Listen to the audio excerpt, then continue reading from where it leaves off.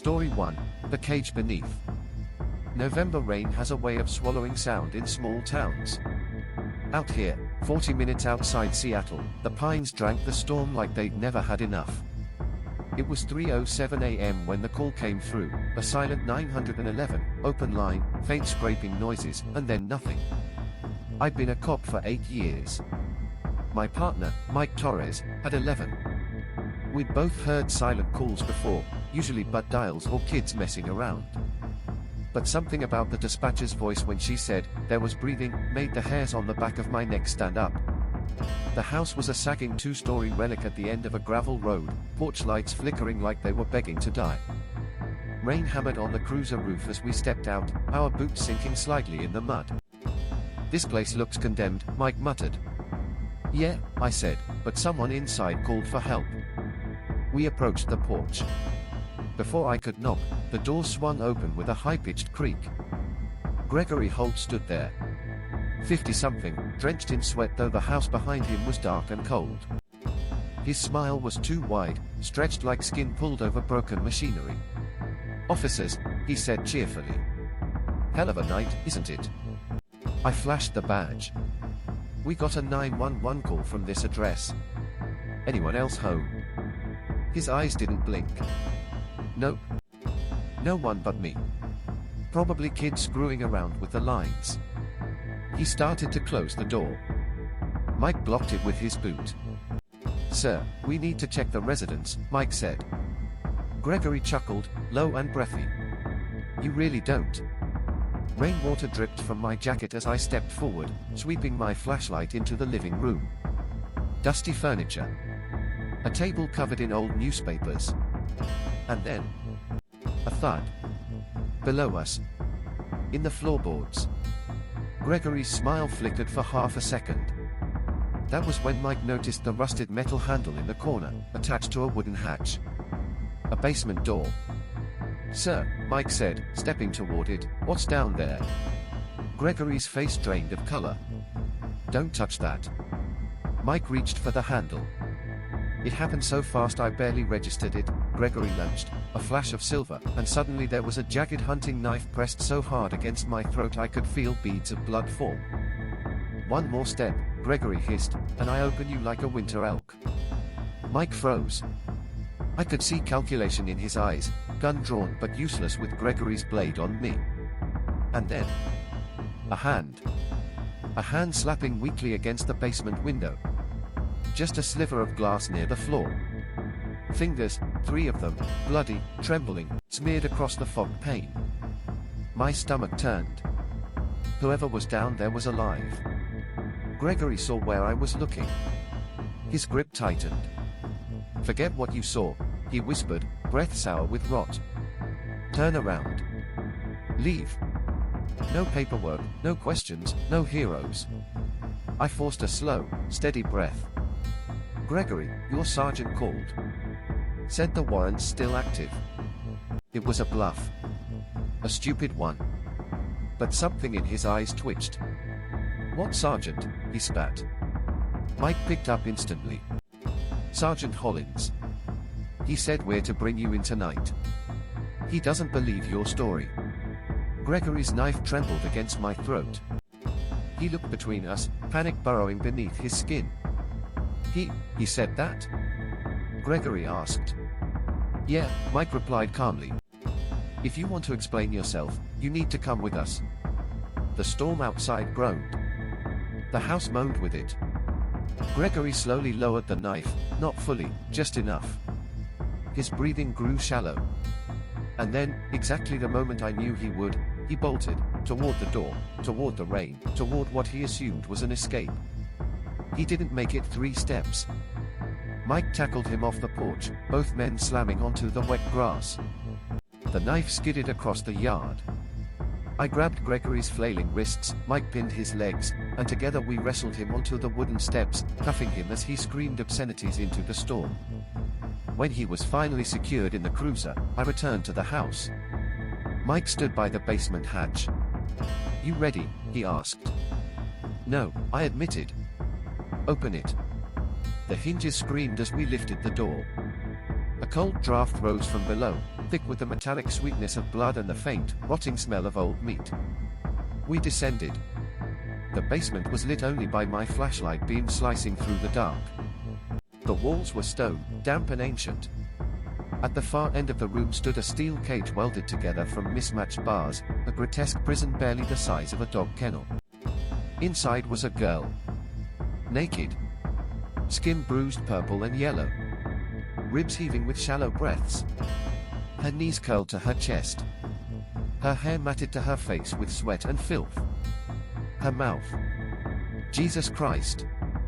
Her mouth was sewn shut with thick, twisted wire threaded through her lips like butcher twine. The skin around it was torn from where she'd tried, God help her, to scream. But her eyes were the worst. White, almost fully rolled back, yet somehow pleading. Mike gagged behind me. Chloe Holt, I whispered. 19. Reported missing 2 weeks ago. She lifted one trembling arm. I followed her motion. Behind her, written on the stone wall in jagged strokes, were 4 letters smeared in dried, dark red.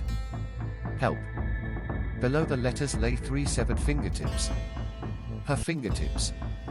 My knees went weak. We broke the cage lock with a crowbar, and when it snapped open, Chloe collapsed into my arms, shaking violently but alive. When paramedics arrived, they confirmed what we already knew: she'd bitten off her own fingers to write that message. She hadn't eaten in days. She was minutes from organ failure. As they carried her up the stairs, she looked at me. Her sewn-shut mouth trembled. Tears streamed down her bruised cheeks. I told her, "You're safe now." But we both knew that wasn't true. Some wounds don't heal. Some cages go far deeper than any basement. Later, as Gregory was dragged out of the cruiser screaming that we ruined everything, I stared at the dark tree line swaying in the storm and wondered how many other silent 911 calls had gone ignored. How many other cages were waiting in the cold earth? How many other monsters smiled at their doors, pretending to be harmless? And how close I'd come, one step, one breath, from joining the bones under this house. Story 2, The Girl Who Wouldn't Stay Dead. Brighton in winter is a kind of quiet that feels intentional, like the sea and the wind are whispering secrets to each other. That morning, the cold wind coming off the channel cut straight through my coat as I walked up the narrow stone path toward a house barely larger than a storage shed. Paint peeling. Curtains drawn. Garden dead. The kind of place grief goes to rot. The neighbors had called us. Strange smell. Voices at night. Sobbing. Someone talking to someone who never replies. Classic welfare check. Routine. Boring, even. But grief never stays routine for long. I knocked. Helen Whitaker? It's Investigator Brooks with the NCA. The door opened so slowly I wasn't sure anyone was pulling it. Then she appeared, framed in the pale winter light like a woman carved out of fragile glass. Helen Whitaker. 23. Hair neatly brushed. Skin almost translucent. Her smile soft, angelic, even. "Oh," she said gently. "I didn't think they'd send someone today. Melissa is resting." Melissa Harper. The missing girl. Dead 12 days according to the coroner. Reported abducted by Helen herself. My stomach tightened. "May I come in?" I asked. She nodded sweetly and stepped aside. The warmth in the house felt wrong, stale and humid, like someone had been boiling water non-stop. The smell hit next, flowers, perfume, and beneath that, the faint sourness of decomposition. "Melissa will be so happy to see a visitor," Helen said, carrying a bowl of soup toward the back bedroom. She spoke with the cadence of a caregiver, a kindergarten teacher, someone who'd spent the last week rehearsing these lines. I followed her down the hallway. She stopped at a half-open door and gave a little knock. "Sweetheart? Someone's here for you." She pushed the door open. And my breath froze in my chest. The room was a shrine in pastel colors. Pink curtains. Plush toys. A string of fairy lights casting a dreamlike glow over the bed. On the bed lay Melissa Harper. Or what was left of her. Her body was arranged carefully, lovingly. She wore a clean white dress, her hair brushed into soft waves. But her skin had turned the color of candle wax, pulled tight over sharp cheekbones. Her lips were cracked, mottled purple. Her eyes, God, her eyes, were open, clouded over, staring at the ceiling. Helen set the soup bowl on the nightstand. "She's been very tired," she whispered. "Hasn't eaten since yesterday. Poor thing." I stepped forward slowly. "Helen. Melissa passed away nearly 2 weeks ago." Helen blinked. Confusion flickered across her face like a glitch in a faulty recording. "No, she didn't," she said. "She just sleeps a lot. She's always been delicate." My pulse hammered. "Helen, she is deceased. Her body." "Stop." Her voice sharpened, slicing through the room. "Don't say that. She hates that word. It makes her sad." She picked up a hairbrush and gently began brushing Melissa's stiff, cracking hair, humming softly. I forced my voice steady. "Helen, I need you to step away from her." She didn't. Instead, she turned her head slightly toward me, her smile fading into something hollow. "If you take her away," she murmured, "she'll be cold. She hates being cold. You don't understand, she needs me. Helen." She whispered, "And I need her." I moved closer, careful, measured. My hand hovered near the radio on my vest. "Helen, I'm going to have to arrange for Melissa to be taken to a proper facility. We can talk about this, I promise, but..." The brush fell from her hand. She stared down at the girl's corpse. "You think she's dead," she said, voice trembling. "You think she can't hear you." Then she reached under the pillow. I reacted, but too late. She pulled out a butcher knife. "No," she screamed. "She's not dead." Before I could grab her, she drove the knife down, straight into Melissa's chest. Once. Twice. Over and over. The sound of steel hitting bone. The wet crack of ruptured tissue. The body jerked with each blow like a grotesque marionette. "She's only sleeping." Helen shrieked. "She's only sleeping." Blood seeped through the white dress, blooming like a horrible flower. "Helen, drop the knife," I shouted. She turned toward me, eyes wide, pupils tiny pinpricks of madness. Blood speckled her face like freckles. "You don't get to take her from me," she screamed, and lunged. The blade flashed. I dodged, but she raked her free hand across my face. Nails like razors. Skin tore. Hot blood spilled into my eye. I staggered back, reaching for my cuffs. She tackled me, screaming incoherently, her breath hot and sour against my neck. The knife scraped across my vest, searching for flesh. I slammed my shoulder forward, knocking her off balance. She hit the floor but rolled instantly, scrambling on all fours like an animal. "Melissa needs me." I pinned her wrist with my knee, twisting until her fingers spasmed and released the knife. She shrieked, a sound so raw it barely sounded human.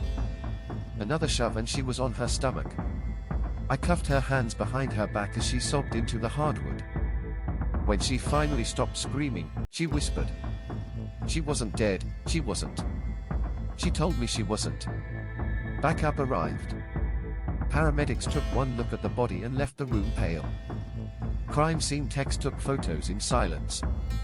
No one spoke unless they had to. As Helen was escorted outside, she looked over her shoulder at me and said in the softest, most heartbreakingly sincere voice, "Please tuck her in tonight. She gets scared if the lights are off." They led her to the van. I stood in the freezing wind and watched her silhouette fade behind frosted glass. Later, alone in the bedroom, I stared at Melissa's ruined form. The fairy lights flickered overhead. The stuffed animals smiled their empty smiles. On the nightstand, beside the now cold bowl of soup, was a journal. Helen's handwriting, neat, childlike. Day 4, Melissa still breathing. Slow but there. Day 6, she won't open her eyes, but I can hear her heartbeat if I lie very still.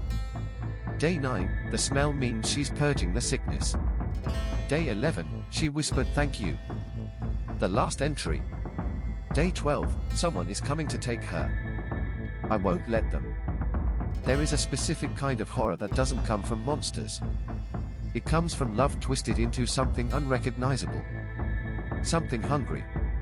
Something that refuses to let the dead stay dead. Story 3, no one has to die today. Snow makes Chicago quiet in a way no gun ever could. It falls thick, soft, like someone is trying to smother the city, bury all the screams and sirens under a white blanket. That night, the flakes drifted through the orange glow of street lamps as I climbed the stairs of Building 12, a rotting apartment block that smelled of mold and hopelessness. I'd been a negotiator for 22 years. I'd talked down killers, addicts, fathers with nothing left to lose. I'd saved some. Failed some. But I had never, before that night, watched a man murder his mother 3 feet from where I was standing. The hallway was narrow, wallpaper peeling in strips. A radiator clanged like a dying animal. SWAT held the far end, rifles up, breath misting. I moved forward alone. That's the rule. One negotiator. One voice. Marcus Vega lived in 12B. 31. Fresh out of prison. Parole violations. Neighbors said he'd been screaming for hours. I knocked lightly. Marcus? It's Danny Reed. I'm here to help. For a moment, only the hum of the building answered. Then the door cracked open a few inches. I saw one brown eye, bloodshot, trembling. Go away. Can't do that, Marcus, I said gently. Talk to me. Tell me what's going on. A woman's voice came from deeper inside. Weak. Quivering. Marcus, please. His mother. Elena Vega. 68. The one he lived with. The one he depended on. The one he blamed for everything he'd become. Marcus yanked the door wider. He held a .38 revolver. Marcus, I said softly, let's put the gun down and talk. His jaw clenched. Talking's what got me locked up. Talking's why nobody listens. I kept my hands visible, palms out. I'm listening right now. It's just you and me. His hand shook. Behind him, Mrs. Vega stood in the small kitchen, frail, hunched, hands raised in instinctive surrender. Her eyes met mine, wide and terrified. Marcus, she whispered, baby, please. Hush, he barked, pointing the gun at her. Time slowed. Marcus, I said, voice low and steady, look at me. No one has to die today. He stared at me. Then he pulled the trigger. 3 shots. Rapid. Deafening in the small apartment. Mrs. Vega's body slammed back against the counter. Blood sprayed the cracked linoleum in arcs. She collapsed, gasping wetly, crimson pooling beneath her. I didn't move. Couldn't. My training screamed at me to stay calm, to stay present, to stay talking, but seeing someone die that close. Marcus exhaled like he'd just relieved himself of a burden. He stared at his mother's twitching form, then at me. It's her fault, he said flatly. All of it. I kept my voice neutral. Marcus, she needs help. We can still save her. He smiled strangely. You think I care? He slammed the door shut. I pressed my forehead gently against the peeling wood. Marcus. Marcus, listen to me. I'm still here. I'm not leaving. Why? He asked from the other side, voice wavering between rage and despair. Because no one has to die today. The lie tasted bitter. Behind me, I heard the sniper team setting up on the opposite building, metal against concrete. Wind cutting through their earpieces. They were waiting for my signal. For any opening. Marcus, I continued, tell me what you want. He paced inside, footsteps frantic. A way out. A second chance. A life that isn't ruined already. You can have that, I said. But you need to work with me. You're lying. No. I can get you out of this. I'm the only one here who can. Silence. I breathed slowly. Every word had to be deliberate. Marcus, you want to live. You wouldn't be talking to me if you didn't. Still nothing. Then, the soft shuffle of curtains moving. He was going to the window. My chest tightened. Marcus, don't go near the window. They might think you're planning something. I just want to see if you're lying, he said. You said the car's outside. My mind raced. Marcus, stay away from the curtains. But I heard the metal ring scrape across the rod. He was pulling them back. Marcus, listen to me carefully. Don't do this. Don't. He yanked the curtain aside. The streetlight cast a weak glow through the frost-covered glass.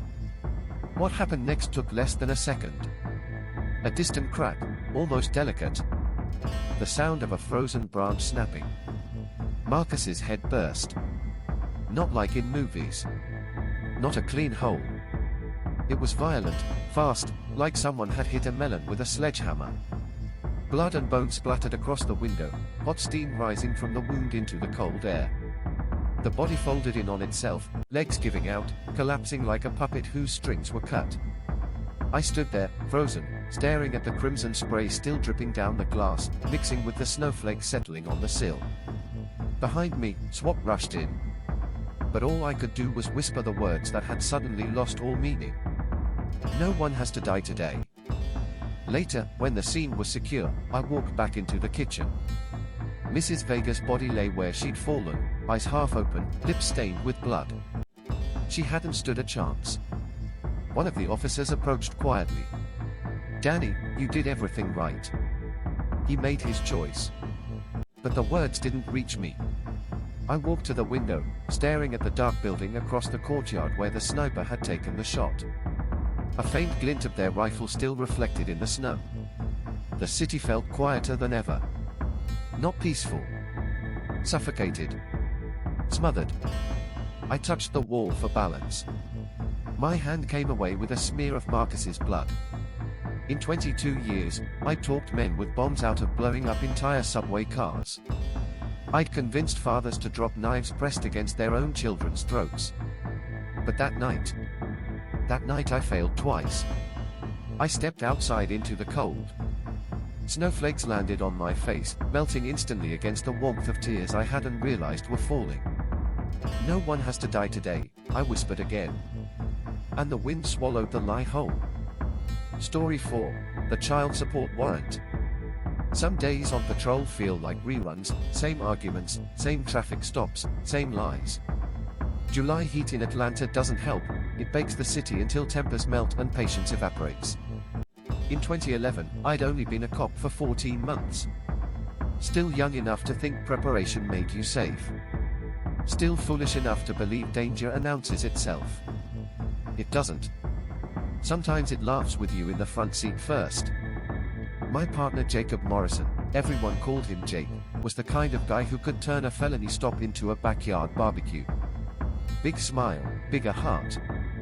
He'd been training me for 3 months, and riding with him felt like having a human shield of optimism. We were rolling down Browning Avenue when dispatch pinged us. Warrant hit. Child support violation. Non-violent. Pickup only. Jake smirked. Easy call. Air conditioning break. I typed the address into the onboard tablet. Travis Reed, age 32. Missed 3 payments. Jake snorted. Bro, half the guys on my street growing up missed child support. Doesn't make them killers. I wish he hadn't said that. I wish I hadn't laughed. Travis was sitting on the front steps when we pulled up, lean, athletic, wearing a white tank top and basketball shorts. He waved at us like we were old friends. Officers, he called. Didn't expect company today. Jake leaned out the window. Travis Reed. Yep. We need to talk about that warrant, man. Travis put his hands up casually, almost playfully. Or hell, that thing. I thought the judge threw it out already. Jake chuckled. Nah, brother. Still active. Hop in the back of the car, we'll get it sorted. Back seat? Come on, man. I'm not a criminal. Jake exchanged a look with me, the kind senior cops give right before deciding to bend a rule. All right. Front seat, then. But I'm holding on to your ID. Travis climbed in beside me, smelling faintly of sweat and cheap cologne. He talked about football, Falcons this, Patriots that. He joked about the heat. He even thanked us for not handcuffing him like those uptight cops on TV. Every few minutes, I caught Jake glancing at him in the review mirror, brow furrowing slightly. Something didn't feel right. He was too relaxed. Like a man waiting for a cue. Dispatch chimed again. Be advised, warrant still active. Suspect failed to appear in court.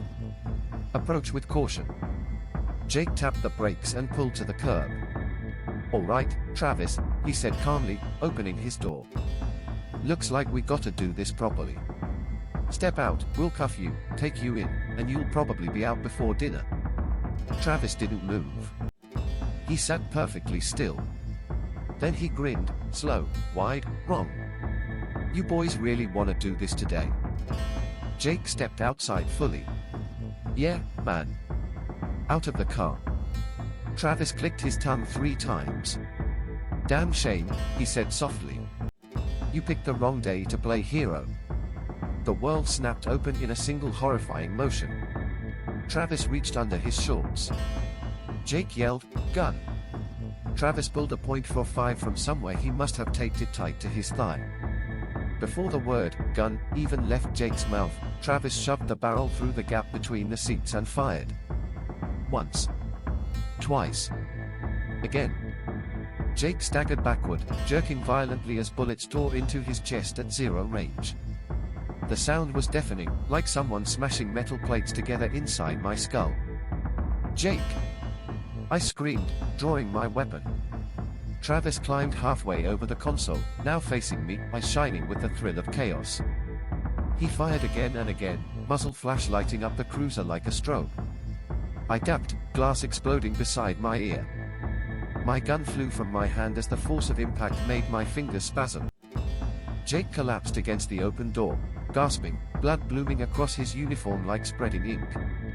Travis laughed. That laugh, high, bright, psychotic, was worse than any scream. You cops always think you're ready, he shouted. But your friend? He's dead already. Jake groaned weakly. Travis leaned out of the passenger door, aiming at Jake's skull. I launched myself forward, tackling Travis from the side. The gun clattered into the footwell.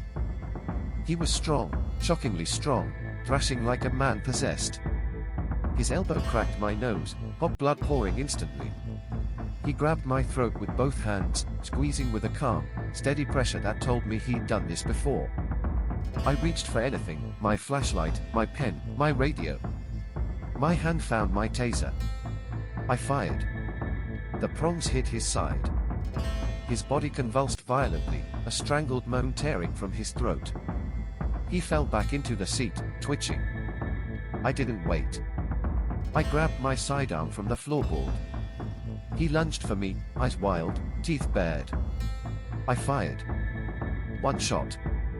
Then another. Then another. Then I emptied the entire magazine, 30 rounds, into the cruiser. Shrapnel, glass, dashboard plastic sprayed everywhere. The air filled with smoke and burned fabric. Travis slumped back into the seat, full of holes, but somehow he was still breathing. Blood poured from his mouth, bubbling with each exhale. He grinned. You missed the heart, he choked. Your buddy died 5 seconds before me. His head lolled to the side, and the smile remained half-formed on his face even as his pupils went dull. I scrambled out of the car, slipping in blood, landing next to Jake. He was lying on his back in the street, breath shallow and rattling. Stay with me, Jake, I begged, pressing into his wounds with shaking hands. Stay with me, man. Come on. He looked at me. Not with fear. With pity. You did good, kid, he whispered.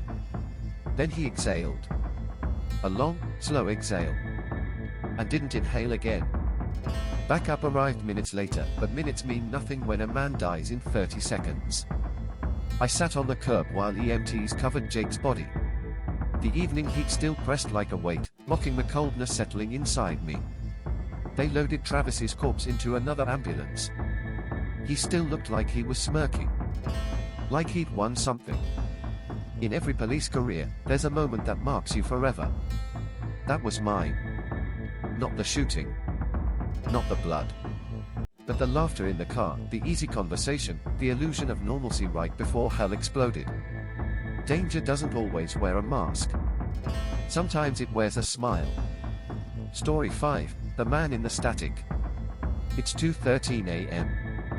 The dispatch center is dead quiet except for fluorescent buzzing. Ella, 32, exhausted but sharp, sips cold coffee while the radio crackles softly. A wide shot shows empty desks, blinking monitors, and a storm rolling outside. Suddenly, SSSHHHK, a burst of static. Ella adjusts the dial. No calls. But the static forms a faint whisper. Not yet, don't let him in. She freezes. She leans closer, close up on her ear near the receiver, but the whisper vanishes. 10 minutes later, the radio bursts alive with a panicked voice, a real caller this time. Dispatch, he's trying to break in. Send someone. Ella dispatches officers. While typing, the static whispers again, clearer this time, led behind the legitimate call. He's already inside. The hairs on Ella's arms rise. She doesn't mention it to the officers. Minutes later, patrol confirms. No signs of forced entry. The intruder was already inside the house. Exactly like the whisper said. Ella's face goes pale. Over the next hours, every call is preceded by static whispers. The fire starts in the attic. She's lying about being alone. Check the basement, now. Each one proves true. Ella starts recording the audio, but the whispers never appear in playback. She's the only one who hears them. Around 4:48 a.m., the storm knocks out one of the repeaters. The room flickers. Dust shakes from ceiling tiles. The radio goes dead. Then, CRKKKK, a violent surge of static. Ella's spine stiffens. A whisper comes through, impossibly slow. Ella, don't look outside. She turns her head automatically toward the window. The lights flicker again, a strobing, sickly blue hue from the emergency generator. Ella stands frozen. The static hums in the background like breathing. Another whisper cracks through. Do not make eye contact. Ella swallows, lifts one blind slat a few millimeters. A tall, motionless silhouette stands across the parking lot. No face. No features. Just a long, lean shadow shaped like a man in an old trench coat. He's angled directly toward her, even though she hasn't opened the blinds enough for anyone to see inside. She drops the blinds instantly. 2 officers respond to Ella's distress call. Officer Lyons and Officer Kent. They search outside, but the figure is gone. Ella tries to explain the whispers, the predictions, the voice. Kent exchanges a skeptical look with Lyons. Then the radio crackles. Unit 4, subject spotted behind the station. Moving toward the woods. But Ella hears something else buried inside the same transmission. No one is there, keep them close. The officer transmission is false. Ella panics. Lyons, wait. Don't go. But they already run behind the station. Seconds later. Scream. Then silence. Ella rushes to the hallway phone to call backup. But the lights go out. Total darkness. Only the radio glows, pulsing like a heartbeat. The speaker mesh warps slightly, bulging outward like something pressing against it from inside. Then the static whispers, but this time it sounds too real, too human. He wants voices, he wants yours. Ella's breath quickens. The mesh on the speaker tears a bit at the corner. Something thin and pale pushes through the opening. Emergency lights snap back on. Ella backs away slowly. Her eyes flick to the window. Is there again. Closer. Standing just outside the glass. He tilts his head, a subtle, unnatural angle, like a puppet with a broken string. The radio static rises sharply. Ella hears two overlapping messages.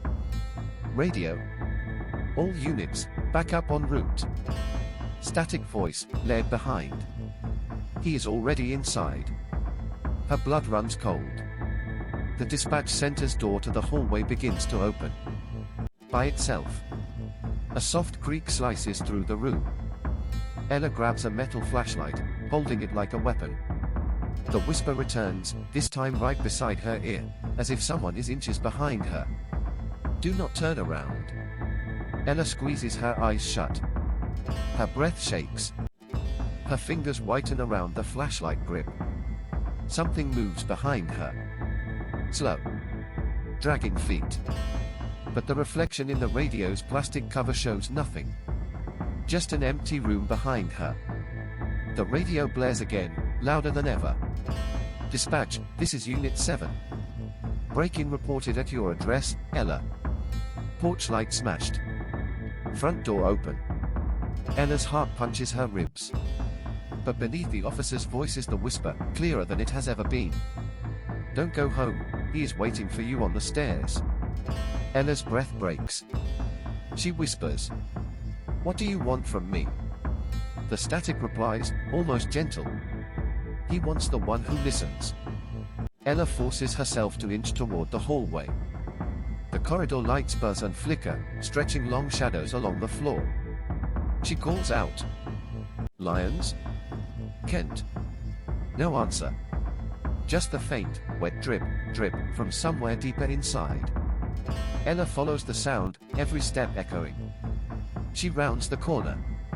And freezes. Two police radios lie abandoned on the floor. One crackles with broken static. The other repeats a looping message. Unit 4 responding. Unit 4 responding. Unit 4. Ella picks up Lyons' radio.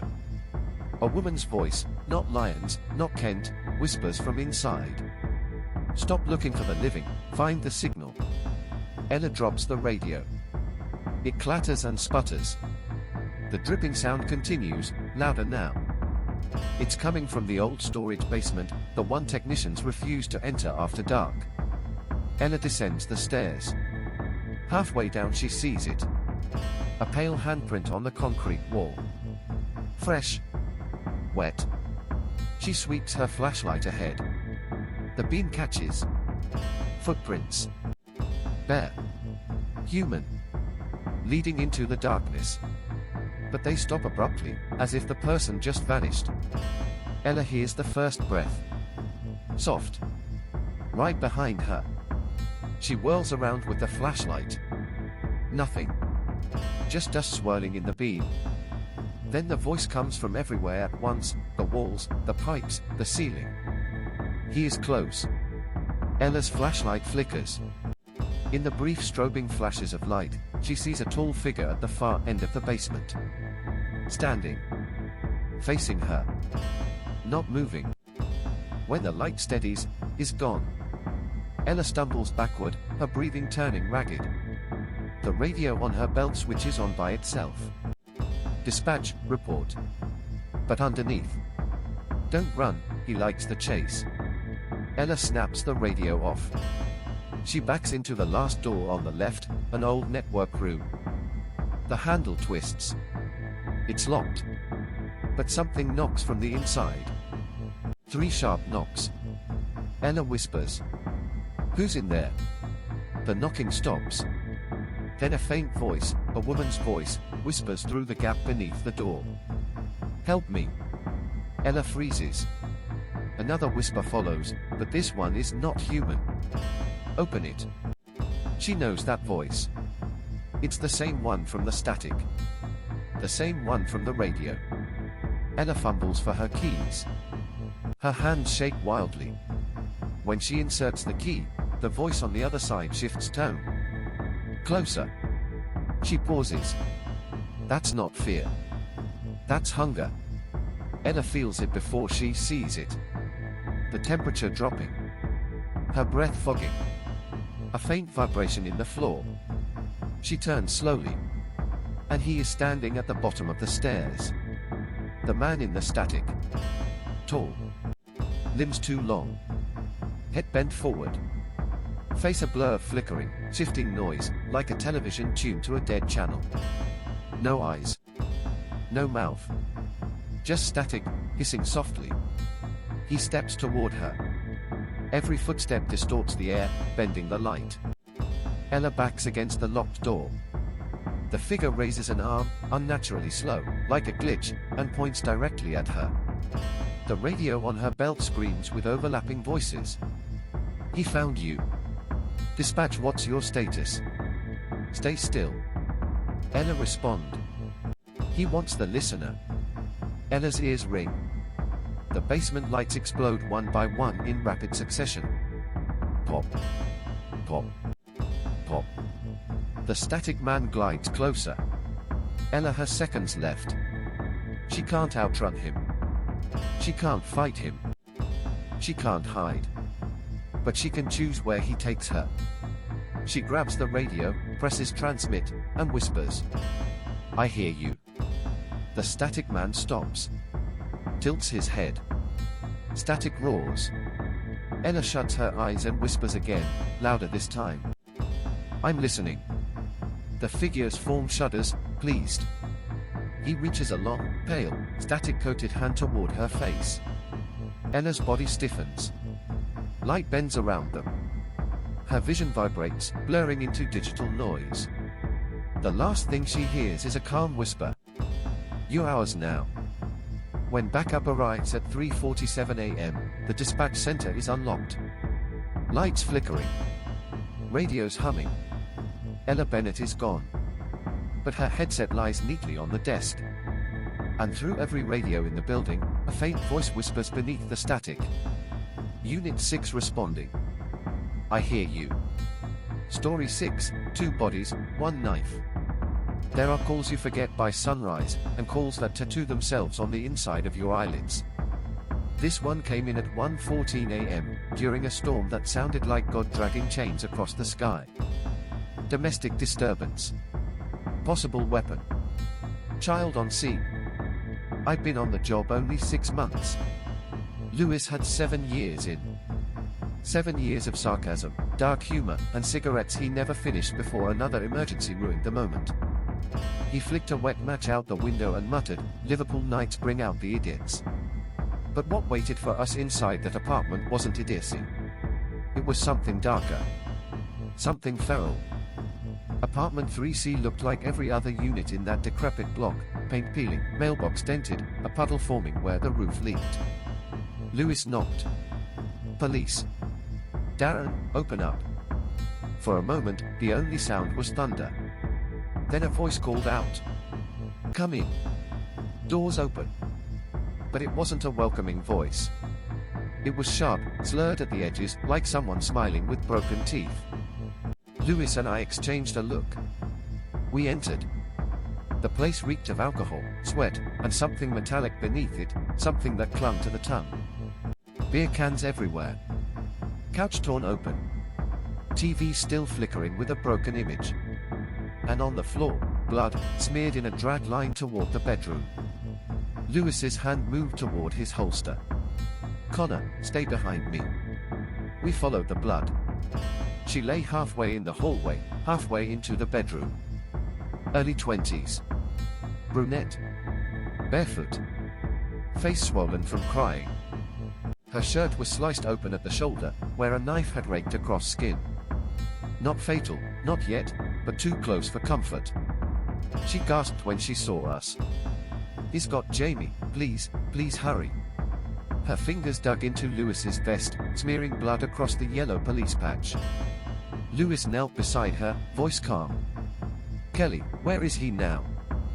She pointed toward the bedroom. Then her eyes rolled back, and she collapsed. I shouted into the radio. Dispatch, we need EMS at 14 Danbury Road, apartment 3C, adult female with stabbing injuries, child in danger. That's when Darren Doyle stepped into the doorway. He was huge. Not a gym build kind of huge, a brick wall, meat and booze kind of huge. Drunk, sweaty, eyes blown wide like he'd swallowed a storm. And in his arms, held tight against his chest, was Jamie. A tiny, terrified 5-year-old boy in dinosaur pajamas. Darren clamped one thick arm across Jamie's waist. And in his right hand, a knife. Long. Kitchen grade.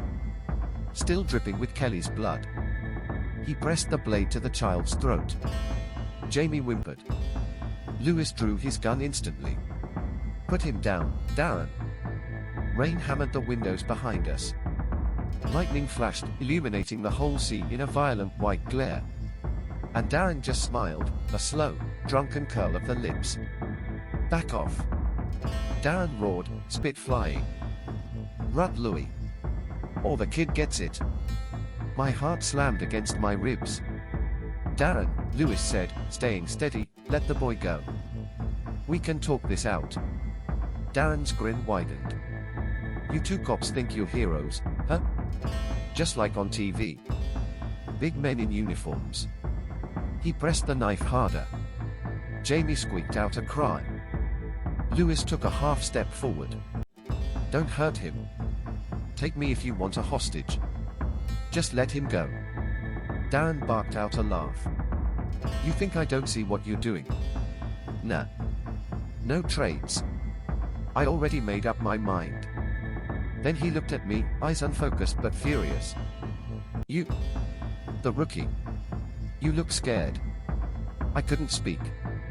Good, he said. Fear makes a man honest. Then Darren snapped. He jerked the knife up. A sharp, vicious motion. Lewis fired. 1 shot. 2. 3. Thunder swallowed the sound, but the muzzle flash lit the entire room. Darren staggered backward, knife slipping from his fingers. For 1 split second, I believed we'd saved the boy. But Darren wasn't done. With the last of his strength, he grabbed the knife again. And before he hit the floor, he dragged it across Jamie's throat. A single, precise, horrific slash. The scream that tore out of me wasn't human. Jamie's blood sprayed across the wall in a red arc. A perfect, horrifying curve. Lewis dropped his gun and lunged forward, but it was already too late. Lewis caught Jamie as he collapsed, the child limp in his arms. He pressed both hands to the wound, whispering frantically. No, no, no, no. I shot right. I shot right. I shot right. He rocked back and forth, sobbing into Jamie's hair. The storm raged outside. The lights flickered overhead. And Darren Doyle lay dead on the carpet, grinning even in death. Blood bubbling at the corner of his mouth. His last whisper was barely audible. Got both. Backup arrived seconds too late. Paramedics tried. God, did they try? But Jamie was gone before they put him on the stretcher. Lewis sat against the wall, hands shaking, face soaked with tears and blood, not his own. I shot right, he kept repeating. I did everything right. I swear I did. He placed his gun on the floor. Then his badge beside it. And when I saw him the next morning at the precinct, he was in civilian clothes. He didn't look at me when he handed over his resignation. He just said, I can't hold a gun again, Connor. I can't hold anything that kills. Then he walked out. People ask me if I still dream of that night. The truth? I don't dream about Darren. I dream about Jamie. The way he looked at me. As if I could save him. And every time, in the dream, I tell myself the same lie Lewis told the ceiling of that apartment. I did everything right. But the truth is simpler, crueler. We were too late. And in Liverpool, on nights when the rain is heavy and angry, I still hear Darren's dying laugh. As if the storm remembers. And refuses to let me forget. People think the worst part of a violent call is the chaos, the shouting, the blood, the gunfire. They are wrong. The worst part is the silence after. The apartment felt cavernous once the stretcher teams left, once the medics whispered, time of death, once Lewis had been guided out like a sleepwalker. I stood alone in that ruined living room, listening to the storm fade into a distant rumble. The walls still dripped. The metallic smell clung to everything. Jamie's dinosaur blanket lay on the couch. I folded it. I don't know why. Maybe guilt makes you stupid. They put me in a cold room with metal chairs and questions that felt like blunt weapons. Did Officer Grant follow protocol? Did you see the suspect's exact hand movement before the shots? Did Lewis hesitate? Your angle, could your own shot have risked the child's life? Why didn't you take the shot yourself? I stared at the tabletop. My voice cracked when I answered. Because Lewis was closer. Is that the only reason? I looked them dead in the eyes. No. He was, sure. I wasn't. The IA officer scribbled something, and I hated the sound of the pen scratching paper. They weren't investigating Darren. They were dissecting us. And the hardest part? We deserved it. 3 days later, I drove to Lewis's flat. His uniform was gone. His locker emptied. His badges boxed. On the table sat a half-written letter addressed to Jamie's mum. Lewis saw me standing in the doorway. He didn't smile. He didn't blink. He just said, "He died in my hands, Connor." And I swear, I felt him forgive me. But I can't forgive myself. Lewis was a man built from loyalty, sarcasm, and cigarette smoke. Seeing him hollowed out broke something in me. I begged him to reconsider. He shook his head. The job's done with me. I'm done with it. And just like that, he closed the door. Kelly regained consciousness on the 4th morning. I stood beside her hospital bed as she blinked through the painkillers. Her first words weren't about herself. "Jamie, where's Jamie?" I froze. There is no training in the world that prepares you for delivering that kind of truth. Her scream didn't sound real. It was a tearing, primal sound, the kind that feels like it comes from the bones, not the throat. She hit me in the chest. Again. Again. Weak blows, but full of the kind of rage only a grieving mother carries. "You should have protected him. You should have been faster." I let her hit me. Because she was right. They still made me write the report. 37 pages. Every detail of Jamie's final moments. Every inch of blood spatter. Every word Darren shouted. But the worst part was describing the shot. Lewis's shot. My hand shook as I typed. He did shoot right. He did hit the suspect center mass. He did do everything a trained officer is supposed to. And still Jamie died in his arms. I turned the report in. I went home. I didn't sleep. Jamie's father showed up at the precinct a week later. He didn't break things or shout. He just stood in front of my desk, eyes red, voice low. "You were supposed to save him." I swallowed. "I know." He stepped closer. "You were supposed to bring him home." "I know." He placed a small plastic dinosaur on my desk, the same one Jamie held when we found him. Then he said something I still hear in every quiet moment. "My son trusted you. My little boy tried to be brave because you were there. And then? And you still couldn't stop it." He left without another word. I haven't touched the toy since. I can't. It sits on my desk like a tiny gravestone. Evidence returned Darren's knife after processing. A simple kitchen blade. Stainless steel. Smooth handle. Cheap. Deadly in the wrong hands.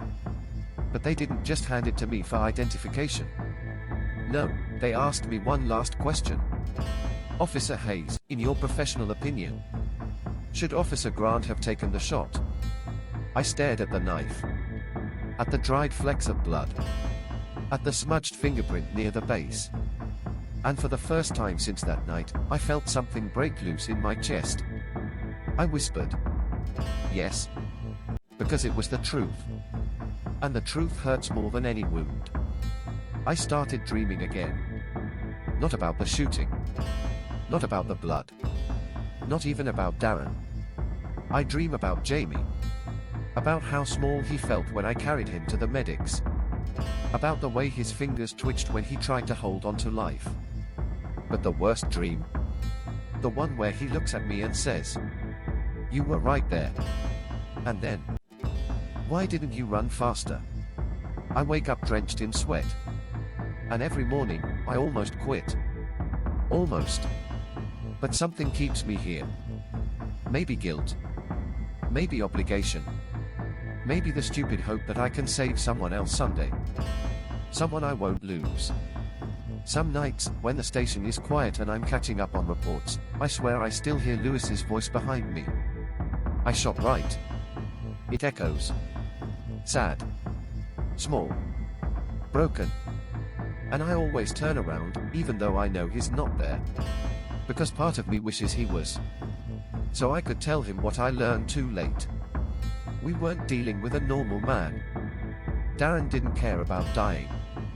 He only cared about taking someone with him. He chose his knife. And he chose his victims. Long before we ever arrived. People think stories like this end when the villain dies. They don't. They end when the survivors decide whether to keep living with what's left. Lewis walked away. Kelly wakes up each morning to a silent bedroom. Jamie is gone. And me? I'm still here. Still writing reports. Still answering calls. Still walking into apartments that smell like nightmares. Because if I quit, then Darren Doyle wins twice. And I won't give him that. Not ever. They called me back to the scene a month later. New tenants had complained about crying noises in the walls and a metallic smell that won't wash out. Superstitious stuff. Nonsense, probably. But policy is policy. If a civilian reports something tied to a previous violent incident, an officer must respond. When I entered apartment 3C, the storm outside felt eerily familiar. Wind battering the windows. The same broken light flickering overhead.